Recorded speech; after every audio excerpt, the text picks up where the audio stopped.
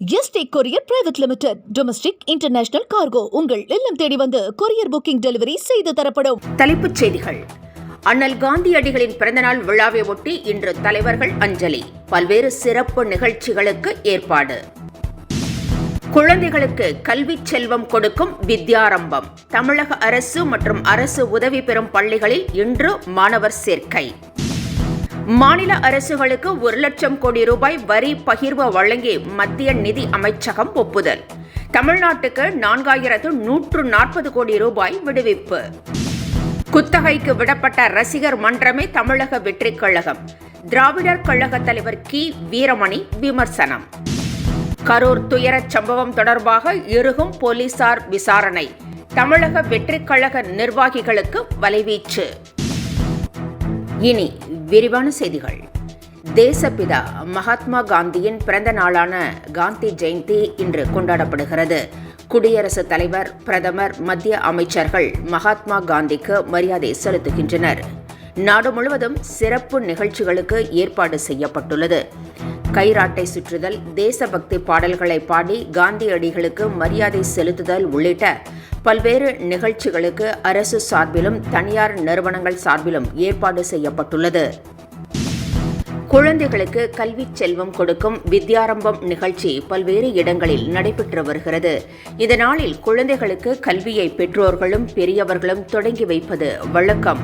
இதற்கு அடையாளமாக குழந்தைகளின் கையை பிடித்து பச்சரிசியில் தமிழ் எழுத்துக்களை எழுத கற்றுக் கொடுக்கப்படுகிறது. நாக்கில் தங்க ஆணியை கொண்டு எழுதி வைக்கும் பாரம்பரிய நிகழ்ச்சியும் நடைபெறுகிறது. தமிழகத்தில் அரசு மற்றும் அரசு உதவி பெறும் பள்ளிகளில் இன்று மாணவர் சேர்க்கை நடைபெறுகிறது. இதற்கு வசதியாக பள்ளிகளை திறந்து வைக்க உத்தரவிடப்பட்டுள்ளது. மழலையர் பள்ளியிலிருந்து +2 வகுப்பு வரை சேர்க்கையை நடத்தவும் அதற்கான விவரங்களை சேகரித்து பதிவிட வேண்டும் என்றும் அதை அதிகாரிகள் கண்காணித்து அனுப்பி வைக்க வேண்டும் என்றும் பள்ளி கல்வித்துறை உத்தரவிட்டிருக்கிறது. வரி பகிர்வாக தமிழ்நாட்டிற்கு 4144 கோடி ரூபாயை மத்திய அரசு ஒதுக்கியிருக்கிறது.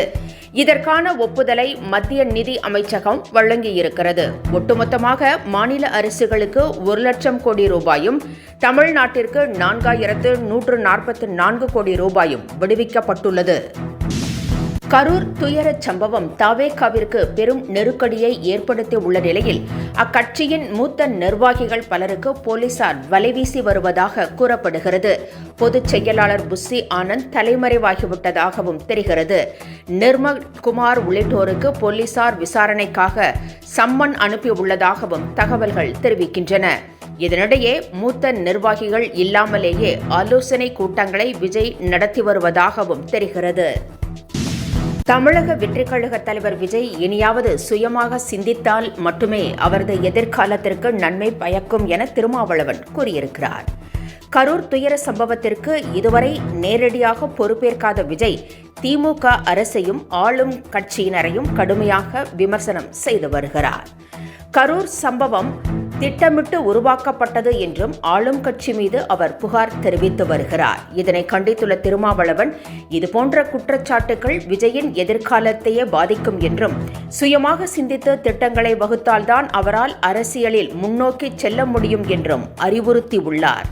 மேலும் அண்ணாமலை போன்றோர் கரூர் சம்பவம் தொடர்பாக உடனடியாக அரசுக்கு எதிராக கருத்து தெரிவித்தது நல்லது அல்ல என்றும் திருமாவளவன் எச்சரித்திருக்கிறார். விஜய் தனது பரப்புரை கூட்டத்திற்கு தாமதமாக வந்திருக்க கூடாது என்று முன்னாள் அமைச்சர் செல்லூர் ராஜு தெரிவித்திருக்கிறார்.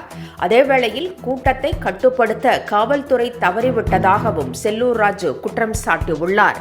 மேலும் விஜய் தனது பிரச்சார திட்டத்தை மாற்ற வேண்டும் என்றும் மாவட்டம் வாரியாக செல்வதை விட்டுவிட்டு தொகுதி வாரியாக செல்ல வேண்டும் என்றும் பொது திடலில் பொதுக்கூட்டங்களை நடத்த வேண்டும் என்றும் செல்லூர் ராஜு அறிவுறுத்தியுள்ளார்.